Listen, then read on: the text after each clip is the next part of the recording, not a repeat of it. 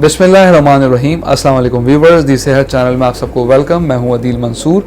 आज हम आपसे बात करेंगे क्रिएटिनिन के हाई लेवल होने से आपकी बॉडी में क्या होता है, इसकी अलामत क्या ज़ाहिर होती हैं और इसका क्या इलाज है। तो चलते हैं अपनी वीडियो की जानिब। अगर आपने हमारे चैनल को सब्सक्राइब नहीं किया तो अभी सब्सक्राइब कर लीजिए और बेल आइकन को प्रेस कर दीजिए।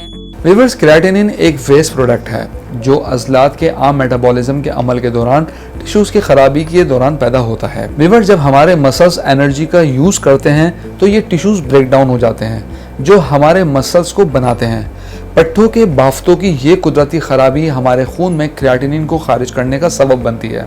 एक बार पैदा होने के बाद ये पेशाब के ज़रिए हमारे जिस्म से खारिज होने से पहले गुर्दों के ज़रिए फ़िल्टर होते हैं।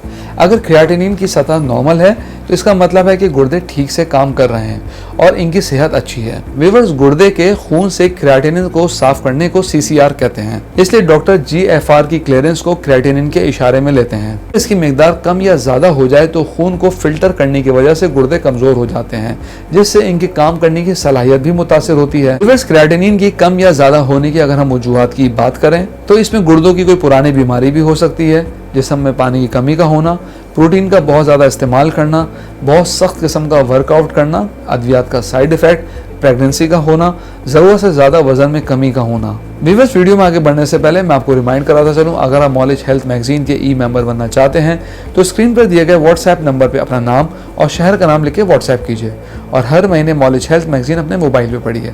तो चलते हैं अपनी वीडियो की जानिब। जिस्म में क्रिएटिनिन की मिकदार ज़्यादा होने से मुख्तलिफ अलामात ज़ाहिर हो सकती हैं, जैसा कि जिस्म में सोजिश का होना, जिस्मानी कमज़ोरी, सांस लेने में दुश्वारी, मसल्स में दर्द होना, सीने में दर्द का महसूस होना, पेशाब का कम या ज़्यादा आना, हाई ब्लड प्रेशर, जिस्म में खारिश होना, वॉमिटिंग, मतली, थकावट, जिस्म में जहरीले मादों में इजाफा हो जाना। व्यूअर्स, अब हम बात करते हैं होम्योपैथी की इंपॉर्टेंट मेडिसिन के बारे में जो जिस्म में क्रिएटिनिन लेवल को कंट्रोल कर सकती हैं। तो सबसे पहली मेडिसिन है क्यूप्रम R6X में।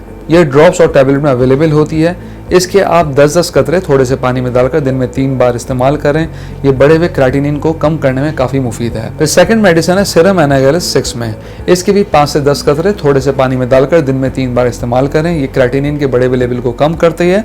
इसके अलावा नेफ्राइटिस में भी काफ़ी मुफीद है। व्यूअर्स, सीरम एनागेलिस जो है उसको एल सीरम भी बोला जाता है। एक ही दवा के 2 नाम है, तो अगर आपको एल सीरम के नाम से भी मिले तो आप वो यूज़ कर सकते हैं। व्यूअर्स, लाइकोपोडियम 30 पावर में बहुत अच्छा रिजल्ट देती है। अगर इसके 5 कतरे थोड़े से पानी में डालकर दिन में 3 से 4 मरतबा इस्तेमाल करें। इसके अलावा टर्बेंथीना 30 5 से 10 कतरे थोड़े से पानी में डालकर दिन में 3 मरतबा, और इसके अलावा आर्सेनिक एल्बम 30 पावर में वो भी इसमें इस्तेमाल कराई जाती है दिन में 3 मरतबा। व्यूअर्स, ये तमाम दवाइयाँ मुख्तलिफ अलामतें चेक करके दी जाती हैं। ये तो एक जनरल डिस्कशन और एक गाइडलाइन थी। इसके लिए बेहतर यह है आप अपने डॉक्टर से रुजू करें।